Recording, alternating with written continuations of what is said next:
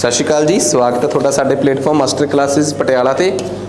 सो अज असीं एक बड़ा इंपॉर्टेंट टॉपिक तुहाडे वास्ते लैके आ रहे हैं जिहदा नाम आ कि पंजाब च जिहड़ियां समाजिक ते धार्मिक लहरां, समाज वैसे दा सही नाम मैं कहूँगा कि पंजाब च समाज सुधार लहरां, इस समाज दे सुधार दे नाम ते जिहड़ियां लहरां पंजाब दे विच चलियां, अज मैं उन्हां दे बारे समझण दी कोशिश करूँगा जां कह लो कि समझाउण दी कोशिश करूँगा ते नाल तुहानूं लैके चलूँगा कि आखिर पंजाब च समाज सुधार लहरां दा की बेस आ, किवें ये समाज सुधार लहरां जिहड़ियां ने ये होंद च आईयां ते इन्हां दी की असलीयत आ।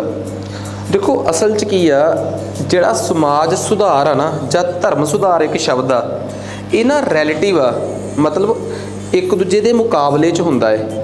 किवें हुंदा एक दूजे दे मुकाबले च?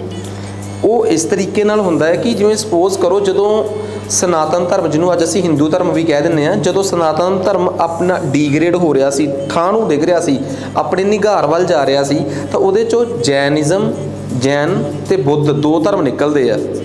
ਤਾਂ ਜਿਹੜੇ ਇਹ जैन ਤੇ बुद्ध धर्म ਨੂੰ ਮੰਨਣ ਵਾਲੇ ਸੀਗੇ, ਇਹਨਾਂ ਦੇ ਪੈਰੋਕਾਰ ਸੀ, ਉਹਨਾਂ ਲਈ ਤਾਂ ਇਹ ਗੱਲ ਬਹੁਤ ਚੰਗੀ ਸੀ। ਪਰ ਹਿੰਦੂ ਧਰਮ ਦੇ ਜਿਹੜੇ ਲੋਕ ਸੀਗੇ, ਸਨਾਤਨ ਧਰਮੀ ਸੀ, ਜਿਹੜੇ ਸਨਾਤਨੀ ਸੀਗੇ, ਉਹਨਾਂ ਨੂੰ ਲੱਗ ਰਿਹਾ ਸੀ ਕਿ ਇਹ ਸਾਡੇ ਧਰਮ ਨਾਲ ਹੋ ਰਹੀ ਗਦਾਰੀ ਆ। ਤਾਂ ਇੱਕ ਧਰਮ ਸੁਧਾਰ ਜਿਹੜਾ ਹੈ ਉਹ ਕਿਸੇ ਦੇ ਨਜ਼ਰੀਏ ਨਾਲ ਤਾਂ ਸੁਧਾਰ ਹੋ ਸਕਦਾ ਹੈ ਤੇ ਦੂਜੇ ਦੇ ਨਜ਼ਰੀਏ ਤੋਂ ਉਹ ਇੱਕ ਧਰਮ ਦੇ ਵਿੱਚੋਂ ਇੱਕ ਬਗਾਵਤ ਜਾਂ ਇੱਕ ਖੁੰਦਕਲਾ टाइप हो जाता है ना। सेम कहानी सिख धर्म की है। जदों हिंदू धर्म चों सिख धर्म निकलिया उदों भी दो भागां च लोग वंडे। जदों अज सिख धर्म दे विचों नामधारी समाज, निरंकारी समाज, राधा स्वामी समाज ते होर छोटे छोटे पंथ जिन्हां नूं असीं अंग्रेजी च सैक्ट कहने आ, वो निकले आ, तां सिख धर्म नाल इन्हां दा कन्फ्लिक्ट साफ देखण नूं मिलदा है। किसी के नज़रिए तो यह सुधार हो सकता है तो किसी के नज़रिए तो यह होर कुछ हो सकता है। ठीक है, हर एक का आपको अपना फ्रेम ऑफ रैफरेंस आ तो होना भी चाहिए है, ये कोई दो राय नहीं। जे मैं भारत दे विच पंजाब के मुकाबले च गल करां तां पंजाब च समाज सुधार लहरां जिहड़ियां ने ना वो कदों चलियां, जां भारत च मैं गल करां ये समाज सुधार लहरां जिहड़ियां ने ये कदों होंद च आईयां। तुसीं ये मन के चलो कि अंग्रेज़ इस देश च 17वीं सदी च आउंदा है। ठीक है, वैसे तो वह उक्का फुक्का 16वीं सदी च आ गया सीगा, फिर उस तो बाद वो 17वीं 18वीं सदी च आ गए। 18वीं सदी का मतलब आ 1700 समथिंग, 1700 कुछ। तो 1750 तो बाद अंग्रेज़ इस देश ते काबज हुंदा है। साडे देश च कल्ले बाहरों ब्रिटिश नहीं सी आए, बरतानिया के लोग नहीं सी आए। साडे देश च व्यापार के नाम ते डच, डेन्स, पुर्तगी, फ्रांसी कई ताकतां साडे देश च आईयां, बट इन्हां सारियां नूं खत्म करके ते इंडिया के जिहड़े भारत के जिहड़े लोकल राजे सीगे, स्थानक राजे सीगे, उन्हां दे नाल पंगा लैके सिर खपा के उन्हां नूं खत्म करके अंग्रेज़ जिहड़ा सीगा वो 1750 च भारत ते काबज हो जाता है। ठीक है, इन 1750s जिहड़े ब्रिटिश पावर आ वो इंडिया च डोमीनेट कर लग पैंदी है as compared to other European powers. कहानी समझ आई गई है सानू। मसला इस तो अगे वधदा है। 1750 तो लैके 1850 के दौरान अंग्रेज़ भारत च पूरा तरीके नाल अपने आप नूं कमर्शियल तौर पर, ठीक है, जानी कि कह लो कि वणज के तौर पर, बिजनेस के तौर पर वो अपने आप को स्थापित करता है। ये नाल वो भारत के जिहड़े अंदरूनी मामले सी, जिवें धर्म, समाज, ठीक है, एजुकेशन, विद्या, इन्हां दे विच भी दखल अंदाजी करने की कोशिश करता। साडी न्यायपालिका, साडा न्याय का सिस्टम, साडी जुडिशरी जिहड़ी सीगी, इन्हां मामलों भी वो बहुत ते वक्रे इन्हां 1750 तो लैके 1850 तक अंग्रेज़ों के भारत चाहे वक्रे अफसर जिन्होंने उन्होंने समय गवर्नर जनरल के नाम नाल उपाजिया जाता सीगा, चाहे वो विलियम बेंटिक होवे, चाहे उस तो पहला कार्नवालिस होवे, चाहे कार्नवालिस तो पहला हास्टिंग होवे, इन्हों ने वक्रे समय भारत के अंदरूनी मामलों दखल अंदाजी की ते इस दखल अंदाजी नूं सिरे लाता डलहौजी ने अगे आके 1850 के दौरान। ते भारत के जिहड़े लोग सीगे, जिहड़े भारत के चिंतक सीगे, जिहड़े फिलोसफर सीगे, जिहड़े समाज सुधारक सीगे, भारत के धर्मां की चिंता करने वाले लोगों की सब तो वड्डा मसला यह सी कि अंग्रेज़ इन्हां साडे भारतीयां नूं अपने नाल जोड़ लैणगे जे असीं अपने च कोई सुधार ना कीते। अज ਬਿਕੋਜ਼ ਬਹੁਤ ਸਮਾਂ ਇਹ ਧਰਮ ਜਿਹੜੇ ਸਾਡੇ ਸੀ ਉਹ ਆਪਣੀ ਸਟੈਗਨੈਟ ਹੋ ਗਏ ਸੀ, ਖੜ ਗਏ ਸੀ। ਤਾਂ ਇਹਨਾਂ 'ਚ ਸੁਧਾਰ ਦੀ ਇੱਕ ਬਹੁਤ ਗੁੰਜਾਇਸ਼ ਸੀਗੀ। ਜੇ ਅਸੀਂ ਇਹਨਾਂ ਧਾਰਮਿਕ ਸੁਧਾਰਾਂ ਦਾ ਧਿਆਨ ਨਾ ਦਿੰਦੇ ਤਾਂ ਸ਼ਾਇਦ ਅੰਗਰੇਜ਼ ਬਹੁਤੇ ਭਾਰਤੀਆਂ ਨੂੰ ਅੰਗਰੇਜ਼ ਬਣਾ ਲੈਂਦੇ। ਸੋ ਇੱਥੋਂ ਇੱਕ ਕਹਾਣੀ ਜਿਹੜੀ ਹੈ ਜੀ ਉਹ ਨਿਕਲ ਕੇ ਸਾਹਮਣੇ ਆਈ ਆ ਕਿ ਸਮਾਜ ਸੁਧਾਰ ਲਹਿਰਾਂ 1850 ਤੋਂ ਬਾਅਦ ਭਾਰਤ 'ਚ ਹੋਂਦ 'ਚ ਆਈਆਂ ਹੈ। ਠੀਕ ਆ, ਪੰਜਾਬ ਦੇ ਮਾਮਲੇ 'ਚ ਆ ਜਾਓ, ਹੁਣ ਪੰਜਾਬ ਦੇ ਕੰਟੈਕਸਟ 'ਚ ਆ ਜਾਂਦੇ ਆ। ਕਹਿੰਦਾ ਪੰਜਾਬ ਦੇ ਕੰਟੈਕਸਟ 'ਚ ਜਦੋਂ ਰਣਜੀਤ ਸਿੰਘ ਦਾ ਸਮਾਂ ਚੱਲ ਰਿਹਾ ਸੀ ਨਾ, ਉਸ ਸਮੇਂ ਪੰਜਾਬ ਦੇ ਗੁਰਦੁਆਰੇ ਜਿਹੜੇ ਸੀਗੇ ਉਹ ਮਹੰਤਾਂ ਦੇ ਕਬਜ਼ੇ 'ਚ ਸੀਗੇ। ਇਹ ਮਹੰਤ ਕੌਣ ਸੀਗੇ? ਮਹੰਤ ਅਸਲ 'ਚ ਇੱਕ ਅਜਿਹੇ ਪ੍ਰਕਾਰ ਦੇ ਲੋਕ ਸੀਗੇ ਜਿਹੜੇ ਸ਼ਾਇਦ ਪੂਰੇ ਤਰੀਕੇ ਨਾਲ ਗੁਰੂ ਗੋਬਿੰਦ ਸਿੰਘ ਦੇ ਚਲਾਏ ਹੋਏ ਖਾਲਸਾ ਪੰਥ ਦੇ ਨਹੀਂ ਸੀ ਚੱਲਦੇ। ਗੁਰੂ ਗੋਬਿੰਦ ਸਿੰਘ ਤੋਂ ਜੇ ਆਪਾਂ ਪਹਿਲਾਂ ਦੀ ਗੱਲ ਕਰੀਏ ਤਾਂ ਗੁਰੂ ਨਾਨਕ ਦੇਵ ਜੀ ਦੇ ਵੇਲੇ ਗੁਰੂ ਨਾਨਕ ਦੇਵ ਜੀ ਦੇ ਬੇਟਾ ਜੀ ਜਿਹੜੇ ਸੀਗੇ ਬਾਬਾ ਸ਼੍ਰੀ ਚੰਦ, ਉਹ ਉਦਾਸੀ ਪੰਥ ਦੀ ਸਥਾਪਨਾ ਕਰਦੇ ਆ। ਫਿਰ ਉਸ ਤੋਂ ਬਾਅਦ ਜਦੋਂ ਅਸੀਂ ਗੱਲ ਕਰਦੇ ਹਾਂ ਚੌਥੇ ਪੰਜਵੇਂ ਗੁਰੂ ਦੇ ਭਰਾ ਪ੍ਰਿਥੀ ਚੰਦ, ਉਹ ਇੱਕ ਵੱਖਰਾ ਰਾਗ ਲਾਪਦੇ ਆ। ਠੀਕ ਆ, ਫਿਰ ਉਹਨਾਂ ਦੇ ਬੇਟਾ ਭਾਈ ਮਿਹਰਬਾਨ ਜੀ, ਫਿਰ ਭਾਈ ਮੀਣਾ ਜੀ, ਉਹ ਇੱਕ ਵੱਖਰਾ ਰਾਗ ਲਾਪ ਕੇ ਚੱਲਦੇ ਆ। ਫਿਰ ਅੱਗੇ ਜਾ ਕੇ ਜਦੋਂ ਅਸੀਂ ਗੱਲ ਕਰਦੇ ਹਾਂ ਸੱਤਵੇਂ ਗੁਰੂ ਦੇ ਵੇਲੇ, ਠੀਕ ਆ, ਤਾਂ ਓਬਵੀਅਸ ਜੀ ਗੱਲ ਆ ਭਾਈ ਧੀਰਮਲ ਜੀ, ਬਾਬਾ ਧੀਰਮਲ, ਠੀਕ ਆ, ਉਹ ਇੱਕ ਵੱਖਰਾ ਰਾਗ ਲਾਪ ਦਿੰਦੇ ਆ। ਫਿਰ ਰਾਮ ਰਾਏ ਜੀ ਜਿਹੜੇ ਕਿ ਹਰਕ੍ਰਿਸ਼ਨ ਜੀ ਦੇ ਭਰਾ ਸੀਗੇ, ਉਹ ਇੱਕ ਵੱਖਰਾ ਰਾਗ ਲਾਪਦੇ ਆ।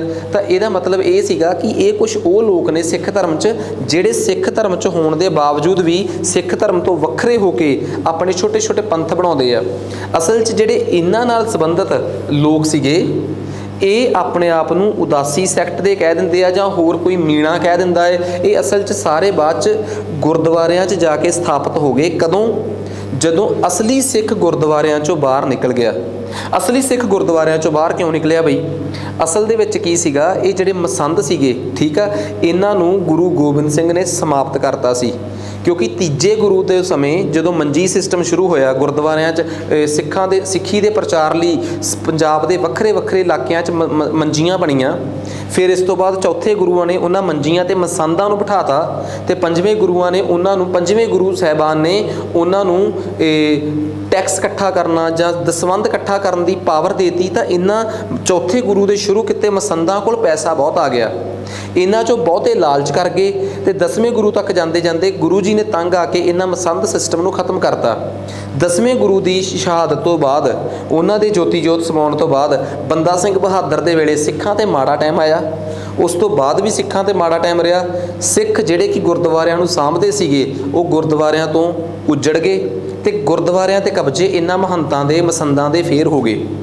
ਆਖਰ ਇਹ ਜਿਹੜੇ ਮਸੰਦ ਸੀਗੇ ਇਹ ਕਿਸੇ ਨਾ ਕਿਸੇ ਤਰੀਕੇ ਪੂਰੇ ਤਰੀਕੇ ਨਾਲ ਸੰਪੂਰਨ ਉਸ ਸਿੱਖ ਧਰਮ 'ਚ ਵਿਸ਼ਵਾਸ ਨਹੀਂ ਸੀ ਕਰਦੇ, ਉਸ ਖਾਲਸਾ ਪੰਥ ਦੀਆਂ ਰਵਾਇਤਾਂ 'ਚ ਵਿਸ਼ਵਾਸ ਨਹੀਂ ਸੀ ਕਰਦੇ ਜਿਹੜੀਆਂ ਰਵਾਇਤਾਂ 30 ਮਾਰਚ 1699 ਨੂੰ ਗੁਰੂ ਗੋਬਿੰਦ ਸਿੰਘ ਨੇ ਖਾਲਸਾ ਪੰਥ ਦੀ ਸਥਾਪਨਾ ਵੇਲੇ ਕਹੀਆਂ ਸੀ। ਹੁਣ ਮੈਂ ਇੱਥੇ ਇੱਕ ਸ਼ਬਦ ਬੋਲਿਆ 30 ਮਾਰਚ 1699, ਵਜ੍ਹਾ ਕਿਉਂਕਿ ਖਾਲਸਾ ਪੰਥ ਦੀ ਸਥਾਪਨਾ ਜਦੋਂ 1699 ਦੀ ਵਿਸਾਖੀ ਵਾਲੇ ਦਿਨ ਹੋਈ, ਉਸ ਦਿਨ ਤਰੀਕ 30 ਮਾਰਚ ਸੀ। ਪੇਪਰ 'ਚ ਆ ਜਾਂਦਾ ਹੁੰਦਾ ਨਾ ਕਿ ਖਾਲਸਾ ਪੰਥ ਦੀ ਸਥਾਪਨਾ ਕਦੋਂ ਹੋਈ, 29 ਮਾਰਚ 1699, 30 ਮਾਰਚ 1699, 12 ਅਪ੍ਰੈਲ 1699 ਕਿ 13 ਅਪ੍ਰੈਲ 1699। ਬੜੇ ਲੋਕਾਂ ਨੂੰ ਸ਼ਿਕਾਇਤ ਹੁੰਦੀ ਹੈ ਕਿ ਸਰ ਤੁਸੀਂ ਪਿੱਛੋਂ ਵੇਖ ਕੇ ਦੱਸੋ, ਪਰ ਮੈਂ ਹਮੇਸ਼ਾ ਕਹਿੰਦਾ ਕਿ ਮੇਰੇ ਲੈਕਚਰ ਨੂੰ ਧਿਆਨ ਨਾਲ ਸੁਣੋ। ਤੁਹਾਨੂੰ ਕਈ ਸਵਾਲ ਇਹੋ ਜਿਹੇ ਲੱਭ ਜਾਣਗੇ ਜਿਹੜੇ ਸ਼ਾਇਦ ਮਗਰਲੀਆਂ ਸਲਾਈਡਾਂ 'ਚ ਤਾਂ ਨਾ ਦਿਸਣ ਬਟ ਤੁਹਾਡੇ ਸਾਹਮਣੇ ਆ ਜਾਣ। ਖੈਰ ਮਸਲਾ ਇਹ ਵੀ ਨਹੀਂਗਾ, ਮਸਲਾ ਅੱਗੇ ਚੱਲੂਗਾ ਇਸ ਤੋਂ, ਠੀਕ ਆ ਜੀ।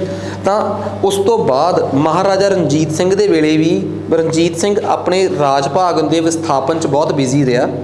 ਤਾਂ ਉਹਨਾਂ ਸਮਿਆਂ 'ਚ ਵੀ ਜਿਹੜੇ ਮਸੰਦ ਸੀਗੇ ਉਹਨਾਂ 'ਤੇ ਪ੍ਰੋਪਰ ਕਾਰਵਾਈ ਨਹੀਂ ਹੋ ਪਾਈ। ਤਾਂ ਗੁਰਦੁਆਰਿਆਂ 'ਤੇ ਇਹ ਮਸੰਦਾਂ ਦਾ ਕਬਜ਼ਾ ਜਿਹੜਾ ਸੀਗਾ ਐਕਚੁਅਲੀ ਸੀਗਾ। ਸੋ ਇਹੀ ਕਹਾਣੀ ਲਿਖੀ ਆ ਕਿ ਮਹਾਰਾਜਾ ਰਣਜੀਤ ਸਿੰਘ ਦੇ ਵੇਲੇ ਜਿਹੜੇ ਗੁਰਦੁਆਰਿਆਂ ਨੂੰ ਬਹੁਤੀਆਂ ਜ਼ਮੀਨਾਂ, ਗਰਾਂਟਾਂ, ਪੈਸੇ, ਤੋਹਫਿਆਂ 'ਚ ਨਵਾਜਿਆ ਗਿਆ ਸੀ, ਪਰ ਅਸਲ 'ਚ ਜਿਹੜਾ ਕੰਟਰੋਲ ਸੀ ਨਾ ਇਹ ਇਹਨਾਂ ਉਦਾਸੀਆਂ ਦੇ ਹੱਥ 'ਚ ਹੀ ਸੀਗਾ।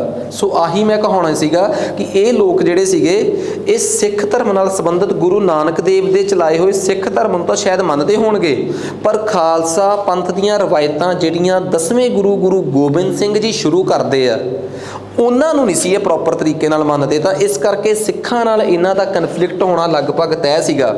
ਉਸ ਤੋਂ ਬਾਅਦ ਜੇ ਮੈਂ ਗੱਲ ਕਰਾਂ 29 ਮਾਰਚ 1849 ਨੂੰ ਤਾਂ ਲਾਹੌਰ ਦੀ ਸੰਧੀ ਹੋਈ ਤੇ ਭਾਰਤ ਜਿਹੜਾ ਸੀਗਾ, ਭਾਰਤ ਦਾ ਜਿਹੜਾ ਪੰਜਾਬ ਵਾਲਾ ਇਲਾਕਾ ਸੀ, ਮਹਾਰਾਜਾ ਰਣਜੀਤ ਸਿੰਘ ਦਾ ਜਿਹੜਾ ਇਲਾਕਾ ਸੀਗਾ, ਉਹਨੂੰ ਰਾਵਲਪਿੰਡੀ 'ਚ ਹੋਈ ਇੱਕ ਸਮਝੌਤੇ। ਰਾਵਲਪਿੰਡੀ 'ਚ ਜਿਹੜਾ ਸੀਗਾ ਭਾਰਤ ਪੰਜਾਬ ਦਾ ਜਿਹੜਾ ਕੰਟਰੋਲ ਸੀਗਾ ਉਹ ਅੰਗਰੇਜ਼ਾਂ ਨੇ 29 ਮਾਰਚ 1849 ਨੂੰ ਆਪਣੇ ਹਿੱਸੇ 'ਚ ਕੰਟਰੋਲ 'ਚ ਲੈ ਲਿਆ।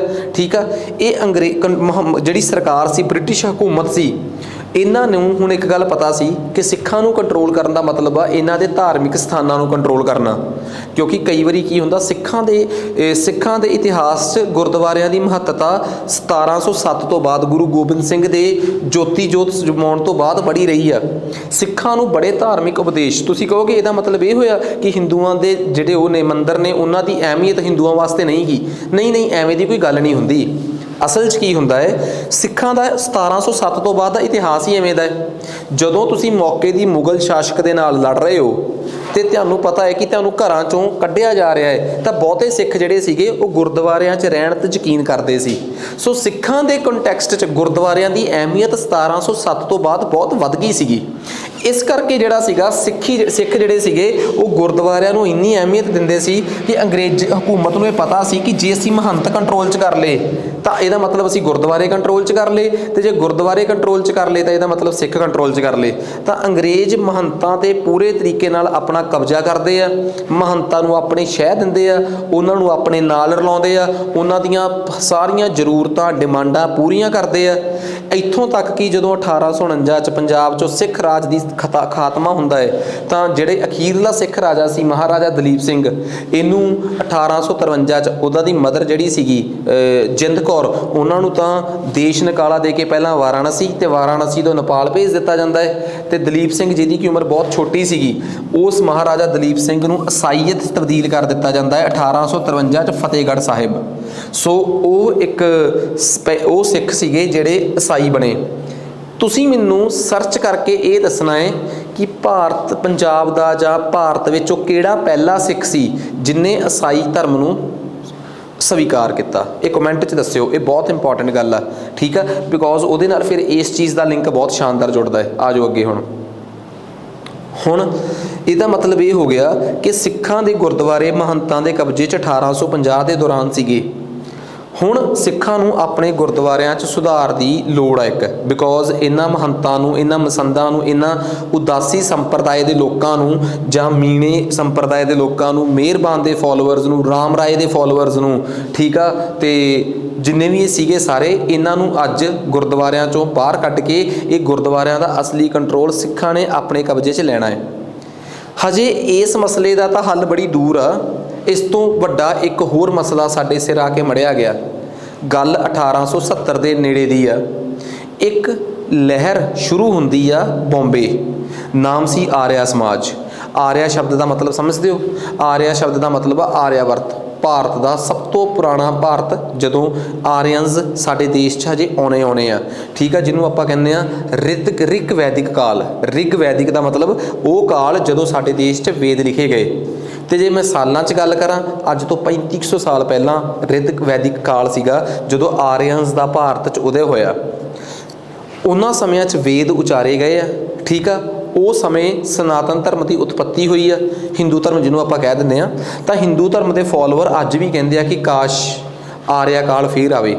ਤੇ ਇਸ ਆਰਿਆ ਕਾਲ ਨੂੰ ਪ੍ਰਮੋਟ ਕਰਨ ਦਾ ਸਭ ਤੋਂ ਵੱਡਾ ਕੰਮ ਕੀਤਾ ਦਇਆਨੰਦ ਸਰਸਵਤੀ ਜੀ ਨੇ, ਜਿਨ੍ਹਾਂ ਦਾ ਜਨਮ ਗੁਜਰਾਤ 'ਚ ਹੋਇਆ। ਬਚਪਨ ਦਾ ਨਾਮ ਮੂਲ ਰਾਜ ਸੀ। ਬੰਬੇ 'ਚੋਂ ਉਹ ਇੱਕ ਪੰਥ ਦੀ ਸਥਾਪਨਾ ਕਰਦੇ ਆ, ਨਾਮ ਰੱਖਦੇ ਆ ਆਰਿਆ ਸਮਾਜ। ਉੱਥੇ ਉਹ ਬਾਹਲਾ ਪ੍ਰਫੁੱਲਤ ਨਹੀਂ ਹੁੰਦਾ, ਫਿਰ ਉਹਨੂੰ ਲੈ ਕੇ ਆਉਂਦੇ ਆ ਲਾਹੌਰ। 1872-71 ਦੇ ਦੌਰਾਨ ਪਰਮਾਨੈਂਟਲੀ ਉਹ 73-74 'ਚ ਆਉਂਦੇ ਆ, ਪਰ 1871 ਦੇ ਅਰਾਊਂਡ ਪੰਜਾਬ ਦੇ ਵਿੱਚ ਆਰਿਆ ਸਮਾਜੀਆਂ ਦਾ ਜਿਹੜਾ ਫੈਲਾਅ ਸੀਗਾ ਉਹ ਵਧਣਾ ਸ਼ੁਰੂ ਕਰ ਗਿਆ। ਫਿਰ ਉਹ ਆਪਣਾ ਹੈੱਡਕੁਆਟਰ ਹੀ ਲਾਹੌਰ 'ਚ ਸਥਾਪਿਤ ਕਰਦੇ ਆ। ਇਸ ਪੰਜਾਬ 'ਚ ਰਹਿਣ ਵਾਲੇ ਸਿੱਖਾਂ ਨੂੰ ਇੱਕ ਗੱਲ ਦਾ ਅਹਿਸਾਸ ਹੋ ਗਿਆ ਕਿ ਈਸਾਈ ਤੋਂ ਖਤਰਾ ਬਾਅਦ 'ਚ, ਪਹਿਲਾ ਖਤਰਾ ਸਾਨੂੰ ਇਸ ਹਿੰਦੂ ਤੋਂ ਆ। ठीक है। इस करके सिखां ने अपनी होंद नूं बचाउण वास्ते आर्या समाज नूं एक दुश्मन के तौर पर देखिया। दुश्मन सीगा कि नहीं वो बाद की गल आ, पर इतिहास का इतिहास है ना। सो आर्या समाज के अगेंस्ट जाके भारत च पंजाब दे विच जिहड़ी पहली सिखां की लहर शुरू हुंदी आ, उस लहर नूं कहंदे आ सिंह सभा लहर, जिन्हों 1 अक्तूबर 1873 नूं अमृतसर च सिंह सभा बनती है। ठीक है। इस सिंह सभा नूं चलाउण वाले जिहड़े लोग सीगे वो कुलीन वर्ग दे सी, उच्च वर्ग दे सी, उच्ची जाति दे। जाति वैसे की हुंदी आ जिहड़ी सो कॉल्ड कथित तौर ते जिन्हों मैं शब्द वरतूंगा कि जिहड़ी उच्च जाति दे लोग आपां नूं मनदे आ, जिन्हां च ठाकर सिंह संधावाली आ जिहड़े कि महाराजा रणजीत सिंह दे परिवार चों सी, ਗਿਆਨੀ ਗਿਆਨ ਸਿੰਘ, ਅਮਰ ਸਿੰਘ ਜਿਹੜੇ ਕਿ ਡਿਪਟੀ ਸੈਕਟਰੀ ਸੀਗੇ, ਤੇ ਧਰਮ ਸਿੰਘ ਜਿਹੜੇ ਖਜ਼ਾਨਚੀ ਸੀਗੇ। ਇਹ ਉਹ ਲੋਕ ਆ ਜਿਹੜੇ ਅੰਮ੍ਰਿਤਸਰ ਚੋਂ मतलब कि ਇਹਨੂੰ ਸ਼ੁਰੂਆਤ ਕਰਦੇ ਆ। ਇਹ ਇੱਕ ਸ਼ਖਸ ਨੂੰ ਆਪਣੇ ਨਾਲ ਜੋੜਦੇ ਆ, ਖੇਮ ਸਿੰਘ ਬੇਦੀ। ਖੇਮ ਸਿੰਘ ਬੇਦੀ ਦੇ ਨਾਮ ਤੋਂ ਹੀ ਪਤਾ ਲੱਗ ਗਿਆ ਕਿ ਗੁਰੂ ਨਾਨਕ ਦੇਵ ਜੀ ਦਾ ਵਾਰਸ ਸੀਗਾ। ठीक है। तो खेम सिंह बेदी, बाबा जी, ज्ञानी ज्ञान सिंह, अमर सिंह हो गए, धर्म सिंह हो गए, ठाकर सिंह संधावाली आ। पेपर च आउंदा हुंदा ना कि जिहड़ी सिंह सभा 1873 की 1 अक्तूबर नूं बनदी आ, उहदे पहले प्रधान कौन सी, पहले सैकटरी कौन सी, पहला डिप्टी सैकटरी कौन सी, ते पहला खजानची कौन सी। पंजाबी वाले पंजाबी च पढ़ लैण भरावा, मैं कुछ नहीं कह सकदा, पर ठीक आ। असल च इस सिंह सभा की एक समस्या सीगी कि इह जिहड़ी नीवीं लोअर कास्ट तबका सी ना सिखां दा, ठीक है ना, उहनूं इहदे तो दूर रखिया गया। ठीक है। वैसे तो चलो सिक्खी का सिद्धांत है जिहड़ा वो बड़ा होर आ कि इत्थे मतलब कि मतलब कि वो आ कि जात पात का कोई कॉन्सैप्ट होना नहीं चाहिए। खैर, जिस धर्म ने अपने आप को जात पात तो दूर रखा, अज हर उस धर्म च जात पात आ गई है, चाहे सिख धर्म, चाहे मुस्लिम धर्म, बहुत सारे धर्म। ठीक है। इंडिया च रहने वाला ईसाई भी जाता पाता च वंडिया होया, जबकि उत्थे जात पात का कॉन्सैप्ट है नहीं। इंग्लैंड यूरोपीयन कंट्रीज़ च कंसैप्ट रेस का है, साडे कास्ट का है, तो असी उन्हां दे कंसैप्ट च भी अपनी जात पात वाड़ती है, घैंट असी। ठीक है। तो मतलब कि ओबीअस जी गल है, जिवें एक बहुत पंजाब के एक बड़े इनकलाबी कवि ने जगसीर जीदा जी कहते नहीं होंदे कि जदों मैं सिख नूं खुरच के देखिया तो विचों जट निकलिया। ठीक है। शायद पता नहीं इवें कहंदे कि जदों मैं जट नूं खुरच के देखिया कि विचों सिख निकलिया। कुल मिला के गल उही आ कि वो किहड़ी चीज़ का इंप्रैशन देना चाहुंदे आ, वो यही आ कि अज सिख अपने आप च जट की आइडेंटिटी तो, जे जट सिख की आइडेंटिटी तो अपने आप को हर कोई वो किसी भी कास्ट नाल संबंधित आ, वो अपने आप को कास्ट तो ज़्यादा प्रिविलेज शो करता है एज कंपेयर टू हिज और हर रिलीजन। सो ये चंगी या माड़ी गल है कि नहीं, मैं यदी बहस च नहीं पाऊँगा, बट हाँ ये जरूर आ कि ये सिੱਖੀ सिद्धांतों के खिलाफ आ। ठीक है। इनू अज समाज में इस गल नूं स्वीकार कर लिया, ये कोई दो राय नहीं। ठीक है। बट इन्ना जरूर है कि सिੱਖੀ सिद्धांतों के खिलाफ है ये चीज़।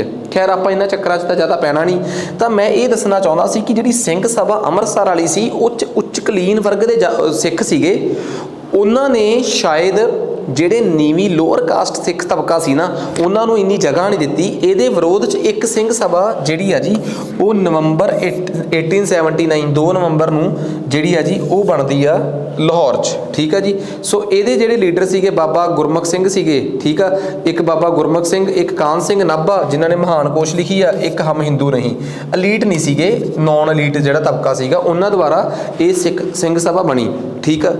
फिर इन्होंने पता लग गया कि हाँ ये दोवें जिहड़ियां सिंह सभा लहरां ने ये आपस च एक दूजे दे नाल विरोध च ने, तो जिन्ना चिर विरोध च ने जिन्हों ये दुश्मन समझदियां ने आर्या समाज, इस तो बिना भी होर छोटे छोटे कई पंथ बनते जा रहे हैं जिहड़े छोटे छोटे पंथां नूं दुश्मन समझ रही हैं। ठीक है।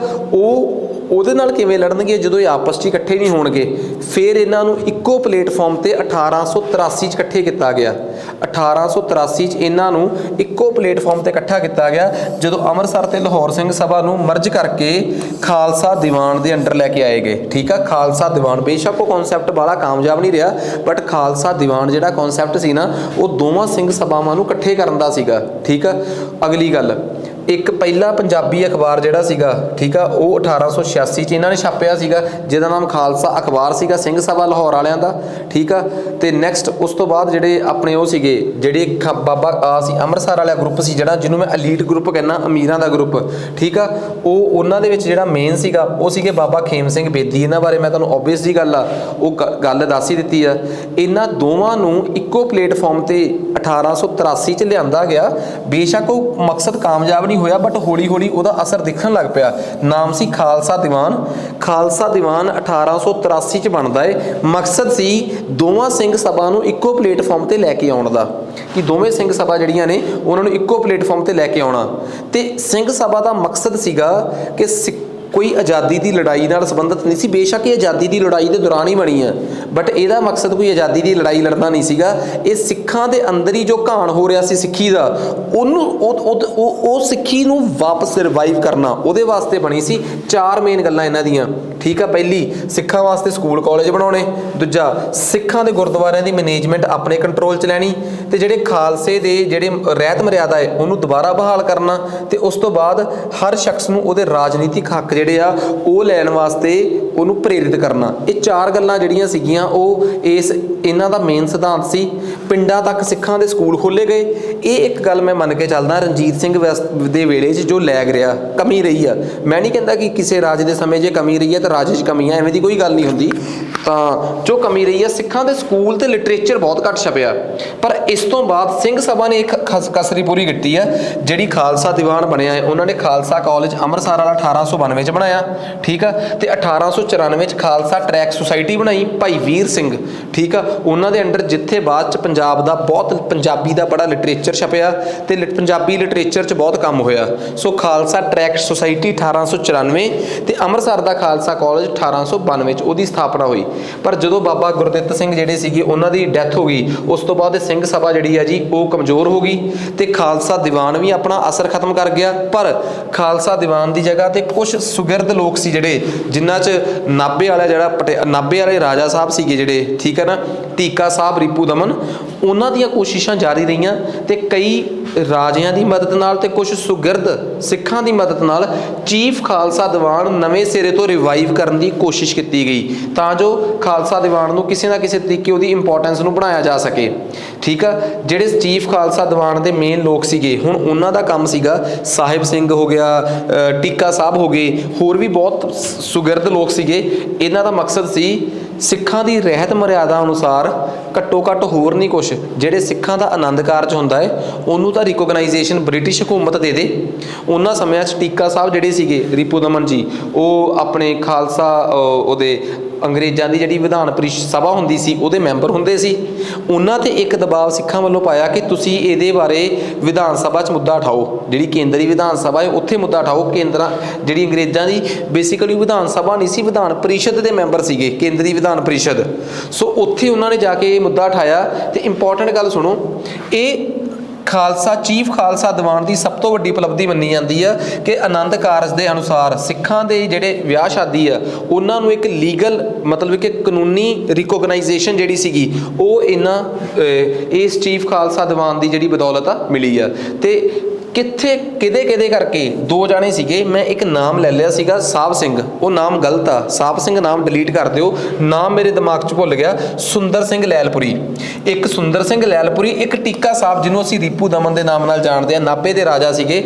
ਇਹ ਦੋਵੇਂ ਜਿਹੜੀ ਉਸ ਟਾਈਮ ਦੀ ਇੰਪੀਰੀਅਲ ਕੌਂਸਲ, ਜਿਹਨੂੰ ਅਸੀਂ ਕੇਂਦਰੀ ਵਿਧਾਨ ਪਰਿਸ਼ਦ ਕਵਾਂਗੇ, ਉਹਦੇ ਮੈਂਬਰ ਸੀਗੇ। ਅੰਗਰੇਜ਼ਾਂ ਦੀ ਵਿਧਾਨ ਪਰਿਸ਼ਦ ਦੇ ਵਿੱਚ ਇਹਨਾਂ ਦੋਵਾਂ ਨੇ ਆਵਾਜ਼ ਉਠਾਈ। ਸੋ ਇਹਨਾਂ ਦੋਵਾਂ ਦਾ ਜਿਹੜਾ ਸੀਗਾ, ਠੀਕ ਆ, ਉਹ ਰਿਹਾ। ਇਸ ਤੋਂ ਬਾਅਦ ਟੀਕਾ ਸਾਹਿਬ ਤਾਂ 1908 ਤੋਂ ਬਾਅਦ ਮੈਂਬਰਸ਼ਿਪ ਤੋਂ ਚਲੋ ਉਹਨਾਂ ਦਾ ਟਾਈਮ ਖਤਮ ਹੋ ਗਿਆ ਤੇ ਉਹਨਾਂ ਦੀ ਜਗ੍ਹਾ ਤੇ ਇੱਕ ਹੋਰ ਸੁਗਿਰਦ ਸਿੱਖ ਸੁੰਦਰ ਸਿੰਘ ਮਜੀਠੀਆ, ਅੱਜ ਦੇ ਜਿਹੜੇ ਬਿਕਰਮਜੀਤ ਸਿੰਘ ਮਜੀਠੀਆ ਇਹਨਾਂ ਦੇ ਪੜਦਾਦਾ ਜੀ, ਠੀਕ ਆ, ਸੁੰਦਰ ਸਿੰਘ ਮਜੀਠੀਆ ਉਹਨਾਂ ਦੀ ਜਗ੍ਹਾ ਤੇ ਕੌਂਸਲ ਦੇ ਮੈਂਬਰ ਬਣੇ, ਠੀਕ ਆ। ਤੇ ਉਹਨਾਂ ਨੇ ਫਿਰ ਫਾਈਨਲੀ ਜਿਹੜਾ ਮਸਲਾ ਸੁੰਦਰ ਸਿੰਘ ਲੈਲਪੁਰੀ ਨੇ ਉਠਾਇਆ ਸੀਗਾ, ਉਹ ਮਸਲੇ ਨੂੰ ਸੁੰਦਰ ਸਿੰਘ ਮਜੀਠੀਆ ਅੱਗੇ ਲੈ ਕੇ ਗਏ। ਤੇ ਫਾਈਨਲੀ ਜਿਹੜਾ ਆਨੰਦ ਕਾਰਜ ਐਕਟ ਸੀਗਾ, ਕਾਨੂੰਨ ਸੀਗਾ, ਉਹ ਇਹਨਾਂ ਦੇ ਵੇਲੇ 22 ਅਕਤੂਬਰ 1909 ਨੂੰ ਪਾਸ ਹੋਇਆ। ਕਿਉਂਕਿ ਅੱਜ ਕੱਲ੍ਹ PSSS ਵੀ ਤਰੀਕਾਂ 'ਤੇ ਬਹੁਤ ਧਿਆਨ ਦਿੰਦੀ ਆ, ਆਨੰਦ ਕਾਰਜ ਐਕਟ ਕਦੋਂ, ਤੇ ਇਹ ਅੱਜ ਤੱਕ ਪੇਪਰਾਂ 'ਚ ਆਏ ਹੋਏ ਸਵਾਲ ਨਹੀਂਗੇ, ਠੀਕ ਆ। ਪਰ ਮੈਂ ਬਹੁਤ ਇੰਪੋਰਟੈਂਟ ਤਰੀਕੇ ਨਾਲ ਕੱਢ ਕੇ ਲੈ ਕੇ ਆਇਆ ਕਿ ਕਿਤੇ ਰਹਿ ਨਾ ਜਾਣ ਯਾਰ। ਜਦੋਂ ਹੁਣ ਲੱਗੇ ਹੀ ਕਰਨ ਪੰਜਾਬ ਦੀ ਤਿਆਰੀ ਨੂੰ, ਤਾਂ ਫਿਰ ਮੈਂ ਕਹਿੰਦਾ ਚੰਗੀ ਤਰ੍ਹਾਂ ਕਰ ਹੀ ਦਿੱਤਾ ਜਾਵੇ, ਫਿਰ ਕਸਰ ਛੱਡਣੀ ਕਾਹਨੂੰ, ਆ ਜਾਓ ਅੱਗੇ, ਠੀਕ ਆ। ਸੋ ਇੱਕ ਗੱਲ ਤਾਂ ਮੰਨਿਆ ਜਾਂਦਾ ਹੈ ਕਿ ਅਸਲ 'ਚ ਇਹ ਸ਼ੁਰੂਆਤ ਸੀ ਚੀਫ ਖਾਲਸਾ ਦੀਵਾਨ। ਪਰ ਚੀਫ ਖਾਲਸਾ ਦੀਵਾਨ ਜਿਹੜਾ ਸੀਗਾ ਉਹਨਾਂ ਕੰਮਾਂ ਨੂੰ ਬੜੀ ਆਸਾਨੀ ਨਾਲ ਕਰ ਸਕਿਆ ਚੀਫ ਖਾਲਸਾ ਦੀਵਾਨ ਨੇ ਉਹ ਕੰਮ ਤਾਂ ਦੇਖੋ ਬੜੀ ਆਸਾਨੀ ਨਾਲ ਕੀਤੇ। ਜਿਹੜੇ ਕੰਮ ਜਿਹੜੇ ਸੀਗੇ ਉਹ ਅੰਗਰੇਜ਼ਾਂ ਦੇ ਖਿਲਾਫ ਜਾ ਕੇ ਨਹੀਂ ਸੀ ਕਰਨੇ। ਹੁਣ ਕੁਝ ਕੰਮ ਇਹੋ ਜਿਹੇ ਸੀ ਜਿਹੜੇ ਅੰਗਰੇਜ਼ਾਂ ਦੇ ਖਿਲਾਫ ਜਾ ਕੇ ਕਰਨੇ ਪੈਣੇ ਸੀ, ਜਿਵੇਂ ਸਿੱਖਾਂ ਨੇ ਆਪਣੇ ਗੁਰਦੁਆਰਿਆਂ ਨੂੰ ਆਜ਼ਾਦ ਕਰਵਾਉਣਾ ਸੀ। ਇਹ ਕੰਮ ਅੰਗਰੇਜ਼ਾਂ ਦੇ ਖਿਲਾਫ ਜਾ ਕੇ ਕਿਉਂ ਕਰਨਾ ਸੀ, ਇਹ ਤੁਹਾਡਾ ਪਹਿਲਾ ਸਵਾਲ ਹੋ ਸਕਦਾ ਹੈ। ਇਸ ਕੰਮ ਨੂੰ ਅੰਗਰੇਜ਼ਾਂ ਦੇ ਖਿਲਾਫ ਜਾ ਕੇ ਇਸ ਕਰਕੇ ਕਰਨਾ ਪੈਣਾ ਸੀਗਾ ਕਿਉਂਕਿ ਇਹ ਜਿਹੜਾ ਕੰਮ ਸੀਗਾ ਇਹ ਮਹੰਤਾਂ ਦੇ ਖਿਲਾਫ ਇੱਕ ਜੰਗ ਛੇੜਨੀ ਸੀ, ਤੇ ਮਹੰਤ ਉਦੋਂ ਜਾਂ ਮਸੰਦ ਉਦੋਂ ਅੰਗਰੇਜ਼ਾਂ ਦੀ ਰਹਿਨੁਮਾਈ ਤੇ ਪਲ ਰਹੇ ਸੀਗੇ। ਹੁਣ ਸਿੱਖਾਂ ਨੂੰ ਇੱਕ ਅਜਿਹੀ ਸੰਸਥਾ ਦੀ ਲੋੜ ਆ ਜਿਹੜੀ ਚੀਫ ਖਾਲਸਾ ਦੀਵਾਨ ਵਾਂਗ ਅੰਗਰੇਜ਼ਾਂ ਅੱਗੇ ਪ੍ਰਾਰਥਨਾ ਕਰਕੇ ਆਪਣੇ ਹੱਕ ਨਾ ਮੰਗੇ, ਅੰਗਰੇਜ਼ਾਂ ਅੱਗੇ ਹਥਿਆਰ ਚੱਕੇ ਤੇ ਫਿਰ ਆਪਣੇ ਹੱਕ ਮੰਗੇ।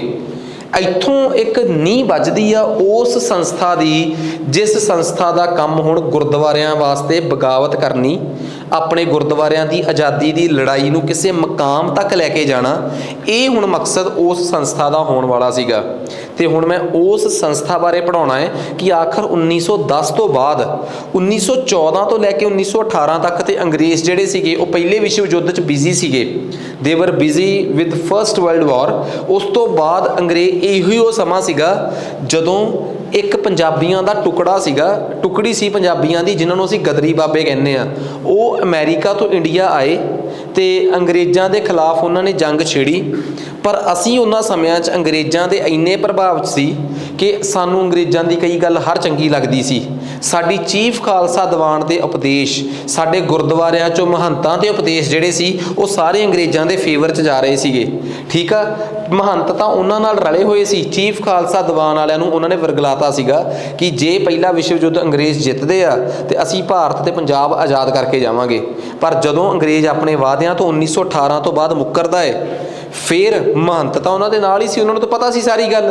ਪਰ ਜਿਹੜੇ ਚੀਫ ਖਾਲਸਾ ਦੀਵਾਨ ਦੀ ਸੁਸਾਇਟੀ ਆ ਉਹਦੇ ਤੋਂ ਲੋਕਾਂ ਦਾ ਯਕੀਨ ਉੱਠਦਾ ਹੈ ਕਿ ਹੁਣ ਸਾਡੇ ਗੁਰਦੁਆਰਿਆਂ ਦੀ ਆਜ਼ਾਦੀ, ਸਾਡੀ ਸਿੱਖੀ ਦੀ ਆਜ਼ਾਦੀ ਹੁਣ ਚੀਫ ਖਾਲਸਾ ਦੀਵਾਨ ਨਹੀਂ ਦਵਾ ਸਕਦਾ। ਸਾਨੂੰ ਇੱਕ ਹੋਰ ਸੰਸਥਾ ਦੀ ਲੋੜ ਆ ਜਿਹੜੀ ਇਹ ਸਾਰਾ ਕੰਮ ਕਰ ਸਕਦੀ ਹੋਵੇ। ਇੱਕ ਸੰਸਥਾ ਜਿਹੜੀ ਬਗਾਵਤ ਵੀ ਕਰੇ, ਜਿਹੜੀ ਲੜੇ ਵੀ, ਜਿਹੜੀ ਖਪੇ ਵੀ, ਜਿਹੜੀ ਮਰਨ ਦੀ ਲੋੜ ਪਵੇ ਤਾਂ ਮਰੇ ਵੀ। ਸਾਨੂੰ ਗੁਰੂ ਗੋਬਿੰਦ ਸਿੰਘ ਦੇ ਵਾਰਸ ਚਾਹੀਦੇ ਹੁਣ। ਠੀਕ ਆ, ਸੋ ਇਹ ਸਾਰਾ ਘਟਨਾਕ੍ਰਮ ਹੋਇਆ।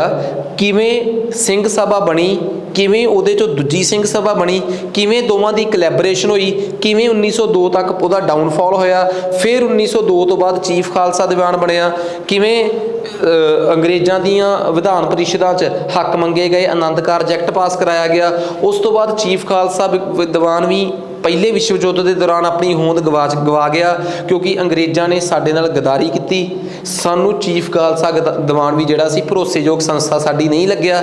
ਸਾਨੂੰ ਇੱਕ ਨਵੀਂ ਸੰਸਥਾ ਦੀ ਲੋੜ ਆ ਜਿਹਦੇ 'ਚ ਸਾਡੇ ਕੋਲ ਇੱਕ ਟਾਸਕ ਫੋਰਸ ਹੋਵੇ, ਜਿਹੜੀ ਟਾਸਕ ਫੋਰਸ ਉਸ ਸੰਸਥਾ ਦੇ ਕਹਿਣ 'ਤੇ ਆਪਣਾ ਕੰਮ ਕਰ ਸਕੇ। ਹੁਣ ਪਹੁੰਚਦੇ ਅਸੀਂ 1919-20 'ਚ ਪਹੁੰਚ ਗਏ। ਜਿਹੜੀ ਸੰਸਥਾ ਹੁਣ ਗੁਰਦੁਆਰਿਆਂ ਦੀ ਆਜ਼ਾਦੀ ਲਈ ਬਣੂਗੀ ਉਸ ਸੰਸਥਾ ਦਾ ਨਾਮ ਹੋਊਗਾ SGPC, ਸ਼੍ਰੋਮਣੀ ਗੁਰਦੁਆਰਾ ਪ੍ਰਬੰਧਕ ਕਮੇਟੀ।